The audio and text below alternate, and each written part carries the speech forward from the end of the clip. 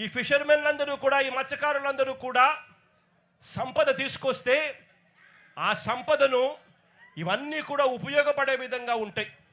ఇక్కడ మత్స్యకారు అక్క చెల్లెమ్మలకు కూడా మంచి జరిగించే విధంగా ఆ అక్క చెల్లెమ్మలలో పాకింగ్లోను, వాల్యూ యాడిషన్లోను, మార్కెటింగ్లోను, ఫుడ్ స్టాల్స్లోను వీళ్ళందరికీ కూడా పని దొరుకుతుంది.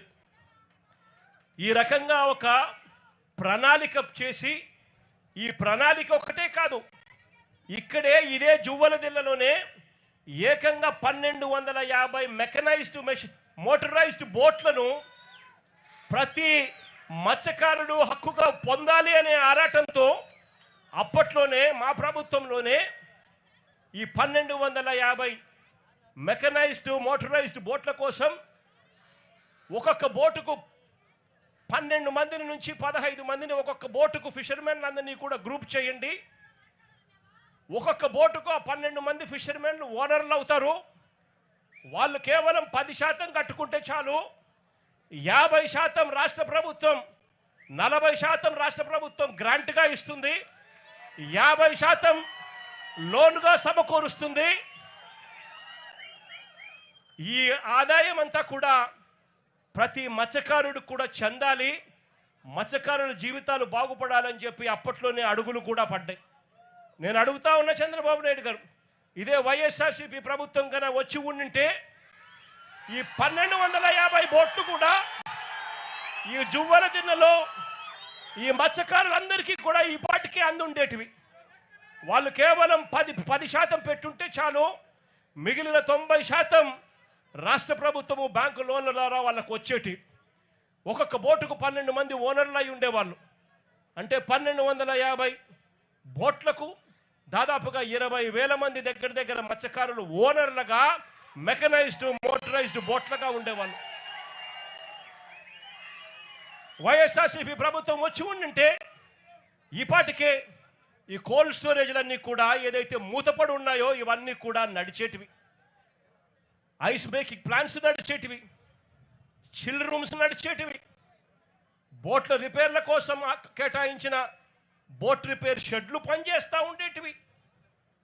నెట్ల కోసం అని చెప్పి నెట్ బెండింగ్ మిషన్లు ఏదైతే ఉన్నాయో అవన్నీ కూడా ఆపరేషన్లో ఉండి ఈ ప్రాంతం అంతా కూడా మత్స్యకారులు చిక్కటి చిరునవ్వుల మధ్య, ఆనందం కేతనాల మధ్య ఈ ప్రాంతం అంతా సస్యశ్యామలంగా ఉండేది.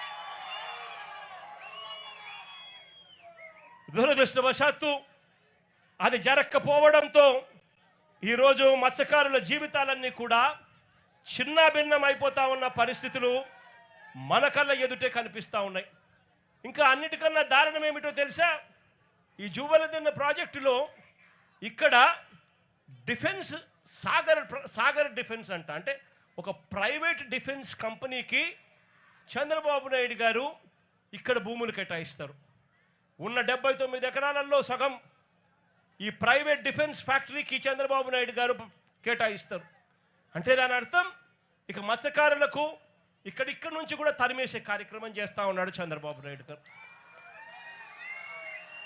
నేను అడుగుతా ఉన్నా చంద్రబాబు నాయుడు గారిని, ధర్మమేనా, న్యాయమేనా అని అడుగుతా ఉన్నా ఇదే మనిషి చంద్రబాబు నాయుడు గారిని.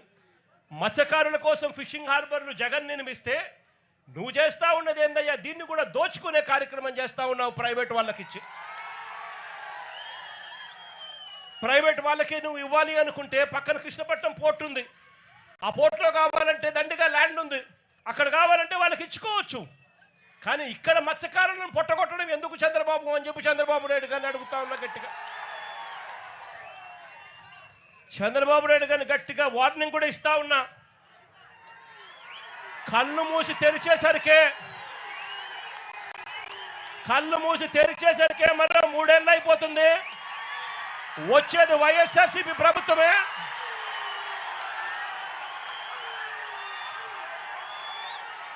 ఈ ప్రైవేట్ డిఫెన్స్ కంపెనీని ఇక్కడి నుంచి షిఫ్ట్ చేస్తారని చెప్పి కూడా చెప్తా ఉన్నాం.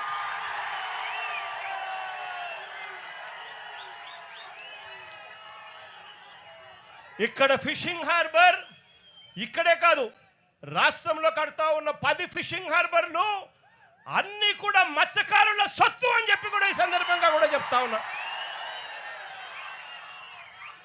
దీన్ని ఎవ్వరూ కూడా వాళ్ళ దగ్గర నుంచి తీసేయలేరు. చంద్రబాబు కాదు కదా, వాళ్ళ తాత కూడా తీసేయలేదని చెప్తా ఉన్నాను నేను.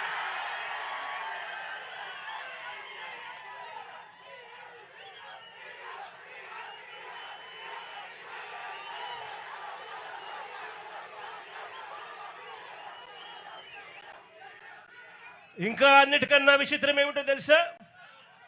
చివరికి చంద్రబాబు నాయుడు గారు ఇక్కడ మత్స్యకారులకు మేలు చేయాల్సిన చోట మేలు చేయకపోగా వారి కడుపు మీద తంతా ఉన్నాడు చంద్రబాబు నాయుడు గారు. ఇక్కడే ఈ ప్రాంతంలోకి ఎవరు కూడా రాకూడదు. ఇది ఆంధ్ర రాష్ట్రానికి సంబంధించిన ఫిషింగ్ ఏరియా. స్ట్రిక్ట్గా రూల్స్ ఉన్నాయి. మనం తమిళనాడులోకి పోకూడదు, తమిళనాడు వాళ్ళు మన వైపుకు మన దగ్గరికి ఇక్కడికి కూడా రాకూడదు. ఇవన్నీ స్ట్రిక్ట్గా రూల్స్ ఉన్నాయి.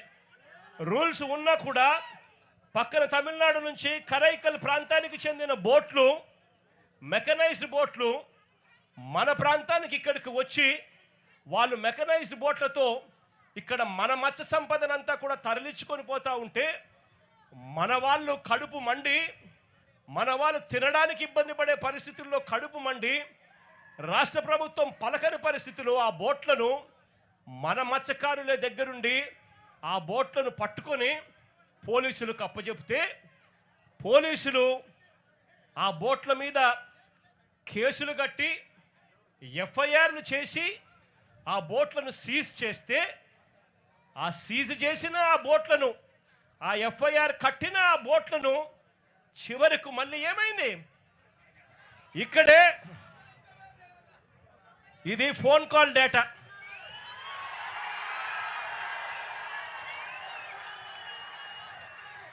బీదా సోదరులు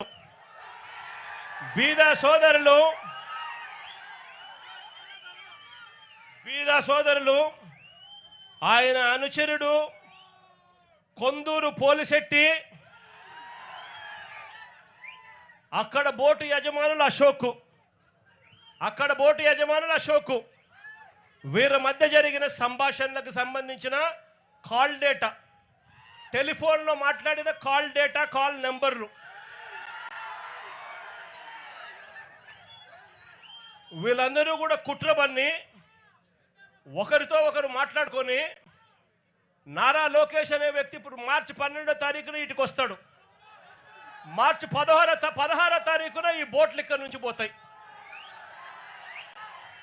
అంటే మత్స్యకారుల మీద కడుపు మీద కొట్టడం కోసం ఏకంగా ఇంతమంది దొంగలు,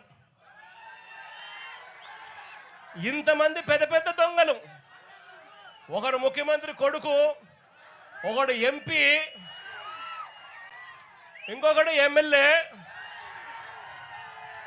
ఇంతమంది కలిసి ఎవరిని తన్నేది? చిన్న పేదవాళ్ళు.